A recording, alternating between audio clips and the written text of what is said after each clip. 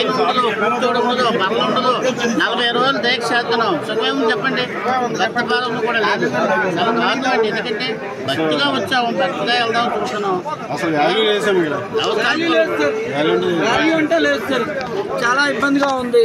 We are all coming from Chennai, so we are coming through the Peruvadi, and there is no separate facility for Peruvadi and a short way.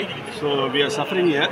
We have stuck here at Pamba for a long time, and there is no separate facility for online and direct queue. Online ticket is very big. So we came here with kids and all, and we are suffering here for a long time, and we don't see any water supply or any frequent help from the Kerala government. So it is really worst service from the Kerala government. Guntur Andhra Pradesh నుంచి Guntur district నుంచి వచ్చాను. సల్పాడు గ్రామము. మేము 2ంటికి పంబలో స్నానం అయింది స్వామి. పంబలో స్నానం అయిన తర్వాత నుంచి కటకటాలని కొత్తగా పెట్టారు స్వామి. ఆ కటకటాలలో గేట్లు చిన్నవి పెట్టారు స్వామి. పెద్దలు పిల్లలు పెద్దవాళ్ళు ఏజ్ వాళ్ళు అందులో వెళ్ళాలంటే ఇరుక్కుపోయి వాటి కటకటాలకు తగిలి ఇబ్బంది పడి దెబ్బలు గురవుతున్నారు స్వామి. నెక్స్ట్ టైం నుంచి రావాలనుకుంటే అయ్యప్ప దగ్గరికి ఇంట్లో పట్టమో లేదా ఆంధ్ర శబరిమల వెళ్దాం అనుకుంటున్నాం స్వామి. ఇక్కడికైతే రాదాల్సుకోవటం లేదు స్వామి.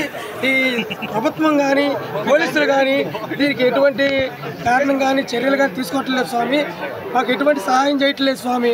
కటకటాల వల్ల మాకు లాభం లేదనిపించింది. నాది ఇది 11వ పడి స్వామి. మరి ఇంతవరకు నేను ఇది పేజ్ చేయలేదు. ఇదైతే ఫస్ట్ సార్ పేజ్ చేశాను స్వామి. హైదరాబాద్ నుంచి వచ్చినాము. మేము ఇక్కడ వచ్చినప్పటి నుంచి ఇంతవరకు ఇక్కడ ఎటువంటి వసతి లేదు స్వామి. మేము ఇరుముళ్ళు కట్టుకుందామన్నా ఆడ పంబాల మొత్తం బట్టలు స్వామి. అసలు ఆడ క్లీన్ చేసేటోళ్ళు ఎటువంటి వసతి లేకుండా చాలా ఇబ్బంది చేసేది స్వామి. చిన్న పిల్లల్ని తీసుకొని ఆ పంబా దగ్గరనే పోలీసు వాళ్ళు లైన్లల్లో ఒక్కొక్క స్లాట్ అనేసి ఆపేస్తుర్రు. ముసలి వాళ్ళు అట్లాంటి చిన్న పిల్లల్ని తీసుకొని మేము చాలామంది పిల్లల్ని బయటికి పంపించినాం. వాళ్ళ తల్లిదండ్రుల్ని పంపించారంటే పంపించాం. నిన్ననో మొన్ననో ఇక్కడ కేరళ హైకోర్టు ఆర్డర్స్ ఇచ్చింది మహిళలకు పిల్లలకు సపరేట్ లైన్ ఉండాలని. అయినా ఇక్కడ కేరళ గవర్నమెంట్ ఇంతవరకు ఆ వసతే కల్పించలేదు.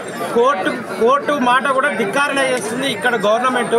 అప్పుడు కేసీఆర్ ఉన్నప్పుడు కూడా ఇక్కడ 5 ఎకరాల గురించి ల్యాండ్ అడుగుతా అన్నాడు. ఆ ల్యాండ్ ఏమైందో ఇక్కడ మన తెలుగు సాములకు ఏమైందో ఇంతవరకు ఏం తెలియదు స్వామి. ఇక్కడ చాలా ఇబ్బంది పడుతున్నాం స్వామి. అసలు ఏంటి ఇంత ఆదాయం మా ద్వారా వస్తుంది? మేమంత దూరం ఇంత నిష్టగా ప్రయాణించి ఇంత దూరం వచ్చినందుకు అసలు ఎటువంటి సౌకర్యాలు లేవు, ఎటువంటి అది లేదు. అసలు ఒక అల్పాహారం అనేది లేదు, ఒక సౌకర్యాలు లేవు, మంచినీళ్ళ సదుపాయం లేదు, ఎటువంటిది ఏమీ లేదు. అసలు నేను ఖండిస్తున్నాం. మనకి తీవ్రంగా ఒక్కసారి చూడండి స్వాములను ఎట్లా వెయిట్ చేస్తున్నారు. అసలు దేనికండి వెయిటింగ్ నాకు అర్థం కావట్లేదు. అసలు ఏవి కూడా మెయింటెనెన్స్ చేస్తున్నట్టు ఏవి కూడా అసలు లైన్స్ లేవు, ట్రైన్స్ లేవు. చాలా ప్రాబ్లంగా ఉంది. లైన్ మెయింటెనెన్స్ లేదు. అలా విలుములు పట్టుకుని నించోనే కాలు పీకులు వస్తాయి స్వామి.